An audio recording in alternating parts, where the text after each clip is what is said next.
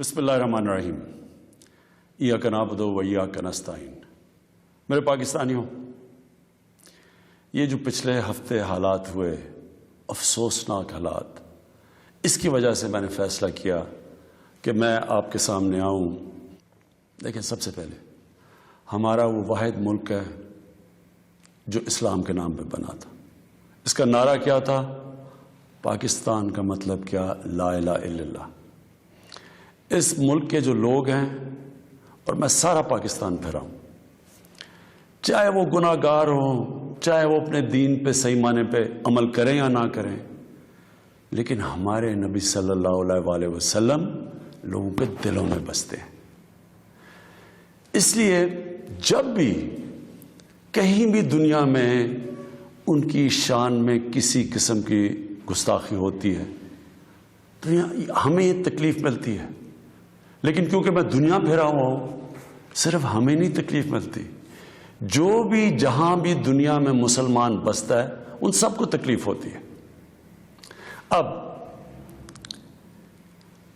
पिछले हफ्ते और ये जो अफसोसनाक हालात हुए, एक जमात ने ऐसे लगा ऐसे कि उनको शायद बाकी पाकिस्तानियों से ज्यादा प्यार है अपने नबी से।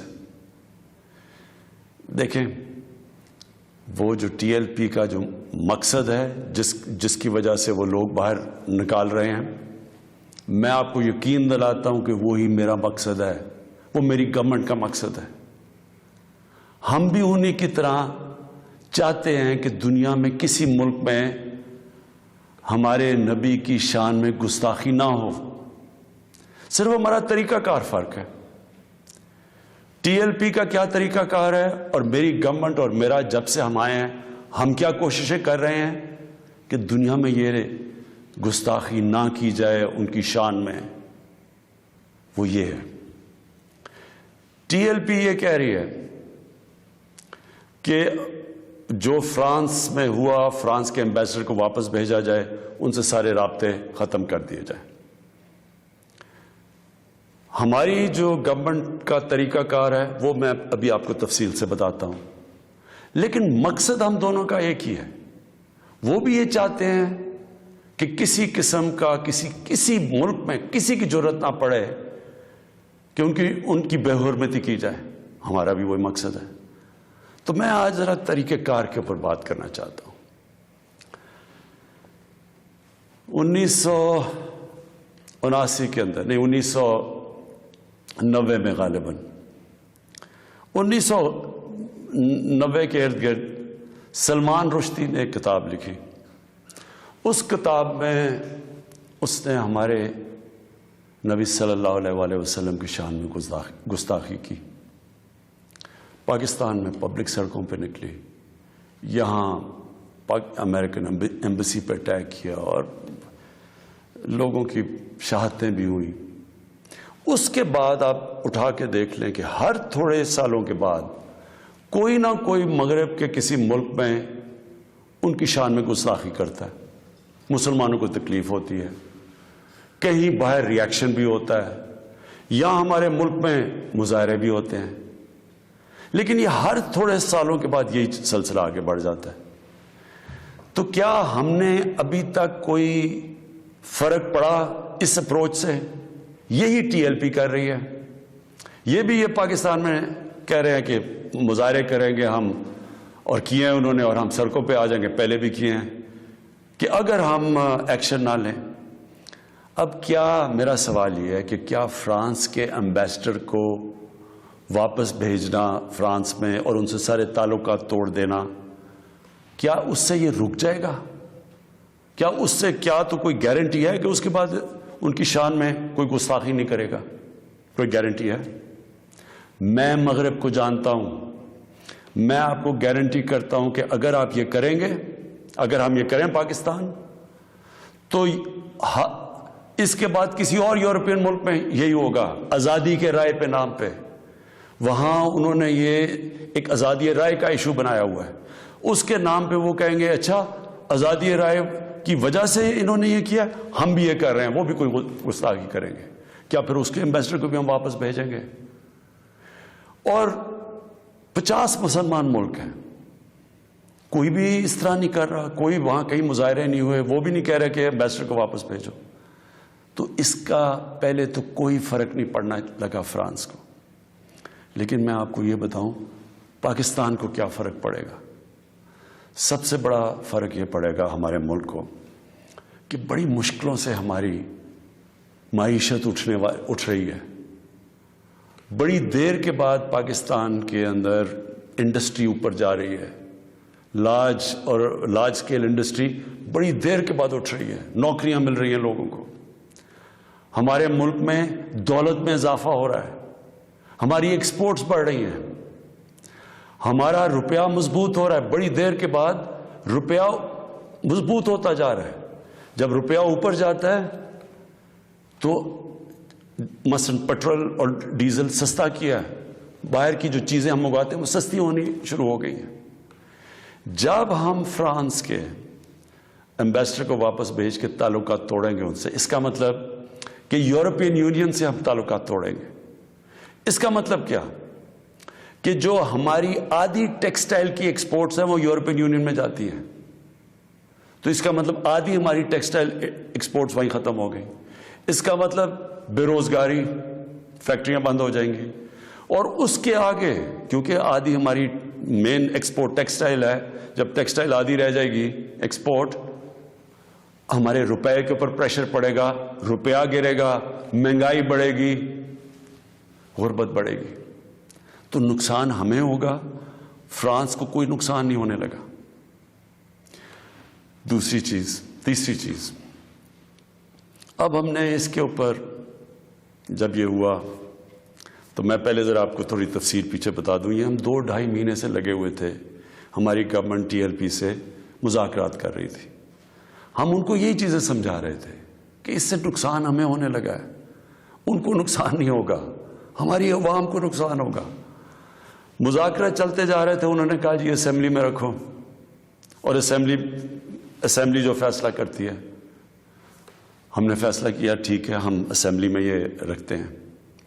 لیکن ہم پھر دیکھنا شروع کیا کہ ان کی موبلائزیشن نیچے ہو رہی ہے، ان کی تیاریاں ہو رہی ہیں اسلام آباد آنے کے لیے. ایک طرف مذاکرات چل رہے ہیں، ایک طرف اسلام آباد آنے کی تیاری ہیں. پھر ابھی مذاکرات چل رہے ہیں اور ہم نے یہ فیصلہ کیا ہوا تھا کہ ہم اسمبلی میں رکھیں گے اس ایشو کو. تو پتہ چلا کہ انہوں نے پہلے اناؤنس کر دیا کہ جی اب تو فرانس کا اگر ایمبیسڈر آپ واپس نہیں بھیجیں گے تو ہم سارے اسلام آباد میں دھرنا دیں گے. تو یہ اس کے بعد یہ ہماری بات چیت ٹوٹی. اس کے بعد پھر یہ اریسٹ ہوئے. اب میں صرف آپ کو بتانا چاہتا ہوں کہ اس سے اب تک ہوا کیا ہے ہمارے ملک میں. ذرا دیکھ لیں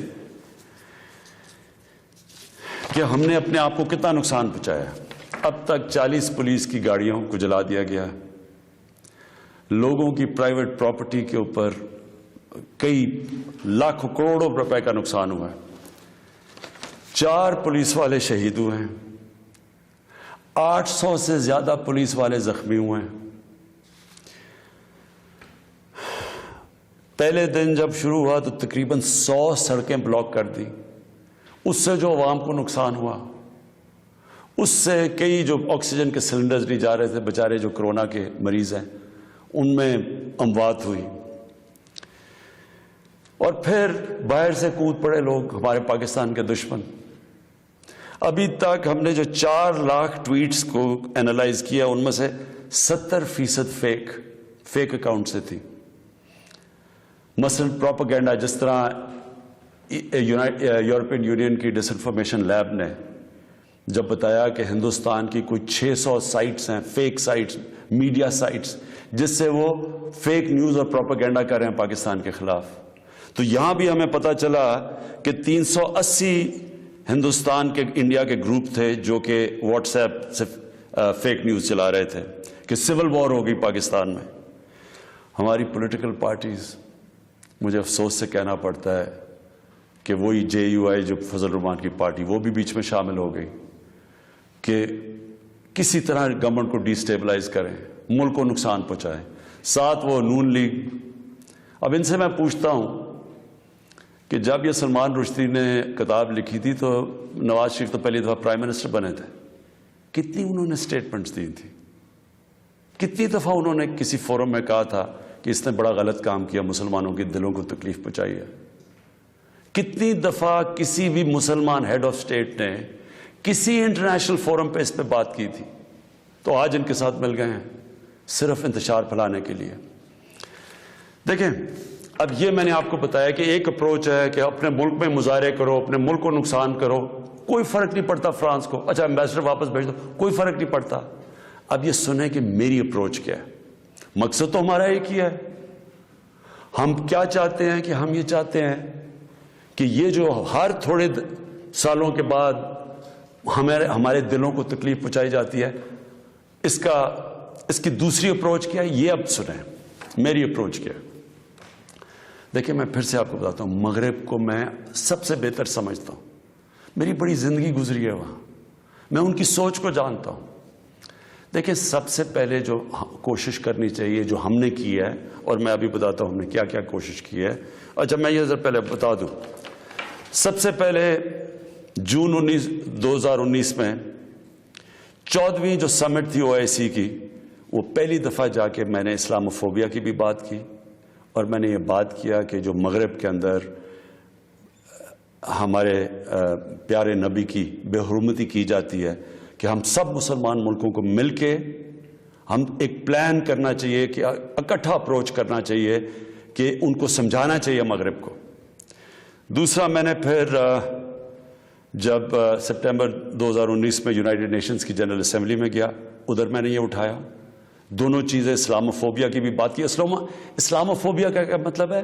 اسلام کے خلاف نفرت، اور اس نفرت کے اندر ایک یہ ہے کہ وہ ہمارے نبی صلی اللہ علیہ وسلم کی شان میں گستاخی کرتے ہیں. تو یہ ایک ہی چیز اکٹھے کرتے ہیں یہ. تو ادھر میں نے بات کی یونائٹڈ نیشنز میں. پھر اگلے سال جو 2020 میں یونائٹڈ نیشنز کی جنرل اسمبلی ہوئی، پھر میں نے اسلاموفوبیا کی بات کی، اور میں نے کہا کہ یہ کس طرح 1.25 ارب لوگوں کو تکلیف پہنچائی جاتی ہے. پھر یونائٹڈ نیشنز کی ہیومن رائٹس باڈیز کے اندر اور کمیشن میں میری گورنمنٹ نے مسلسل اسلاموفوبیا کی بات کی. پھر میں نے فیس بک کا جو CEO ہے مارک زکربرگ، میں نے اس کو خط لکھا کہ کیسے فیس بک کو استعمال نہیں کرنا چاہیے اسلاموفوبیا کے لیے. اور پھر جب یہ فرانس میں ہوا، اور جس کے اوپر یہ TLP کہہ رہی ہے کہ فرانس کے ایمبیسڈر کو واپس بھیجیں، میں نے سارے مسلمان ہیڈز آف اسٹیٹس کو خط لکھا، اور میں نے ان کو کہا کہ ہمیں جوائنٹ ایکشن لینا چاہیے اس کے اوپر. اور اب میں آپ کو سمجھانا چاہتا ہوں میری اسٹریٹجی کیا ہے. اسٹریٹجی یہ ہے کہ ہم سارے مسلمان ملک کے جو ہیڈز ہیں، ہم مل کے مغرب کے فورمز میں، یورپین یونین میں، یونائٹڈ نیشنز میں، ہم ان کو یہ بتائیں کہ کیوں ہمیں تکلیف ہوتی ہے جب یہ آزادی رائے، فریڈم آف سپیچ کے نام پہ یہ جب نبی صلی اللہ علیہ وسلم کی شان میں گستاخی کرتے ہیں. کیونکہ ان کو اس چیز کی سمجھ نہیں ہے. مغرب کے اندر ان کے جو پیغمبر ہیں، ان کو اس طرح نہیں، ان کا پیار اور عشق جس طرح ہمارا ہے، ہمارے نبی سے ہے، ان کو اس طرح کا نہ، ان کی اس طرح کی عزت کرتے ہیں. اور وہاں بلکہ وہ دین کو ان کے اتنے قریب نہیں ہے جس طرح ہم اپنے دین کے قریب رہتے ہیں. اس لیے ہمیں ان کو سمجھانا پڑے گا، اور سمجھائیں گے جب ہم مل کے اکٹھے کلیکٹیولی مسلمان دنیا کے ہیڈز آف سٹیٹس جب ہم بات کریں گے، جو میں یہ ہر جگہ جن فورمز پہ کہتا گیا ہوں، تب اس کا اثر ہوگا.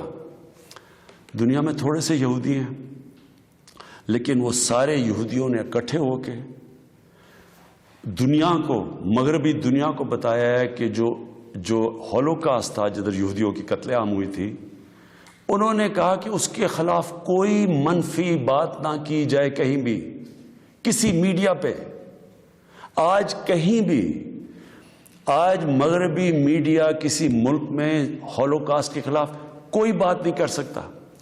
4 یورپین ملک ایسے ہیں جدھر جیل میں ڈال دیتے ہیں اگر آپ ہولوکاسٹ کے خلاف کوئی منفی بات کریں. تو کیا ہم یہ نہیں ان کو باور کروا سکتے کہ ہمیں کتنی تکلیف پہنچتی ہے؟ اور یہ صرف، اور یہ ہم تب کریں گے جب ہم کلیکٹیولی مل کے کریں. اور میں آپ کو یقین دلاتا ہوں، کیونکہ میں مغرب کو سمجھتا ہوں، ان کو سمجھ ہی نہیں ہے اس چیز کی. جب ہم پروٹیسٹ کرتے ہیں، جب ہم مظاہرے ہوتے ہیں، وہ سمجھتے ہیں مسلمان آزادی رائے کے خلاف ہے، اور وہ پھر بجائے اس کو سمجھنے کے وہ پھر اور کوئی جان کے شرارت کرتے ہیں ہمیں تکلیف دینے کی. اس لیے پہلا تو یہ چیز ہے. اور دوسرا میں جو کہنا چاہتا ہوں وہ یہ دوسرا طریقہ کیا ہے کہ جب ایک 50 مسلمان ملک مل کے یہ کہیں گے کہ اگر کسی ملک میں سے اس طرح کیا گیا تو ہم سارے مل کے ان کا ٹریڈ بوائیکاٹ کریں گے، ان کی ہم چیزیں نہیں خریدیں گے، اس کا اثر ہوگا. اس طرح ہم اپنا جو ہم مقصد ہے اس پہ پہنچ سکتے ہیں. میں نے آپ کو 2 مقصد بتائے. ایک یہ TLP کا مقصد ہے، ہم ساری زندگی بھی لگے رہیں، ہم اپنے ملک کو نقصان پہنچاتے رہیں گے، کبھی کوئی فرق نہیں پڑنے لگا ان کو.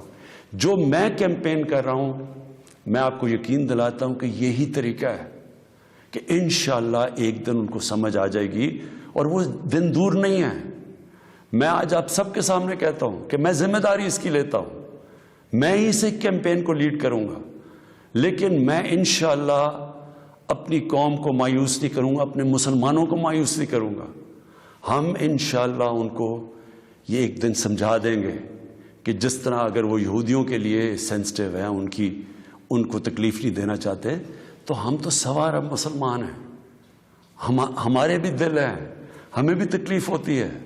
اور جیسے ان کو اس چیز کی سمجھ آ گئی، یہ ہم اپنا مقصد پہ پہنچ جائیں گے.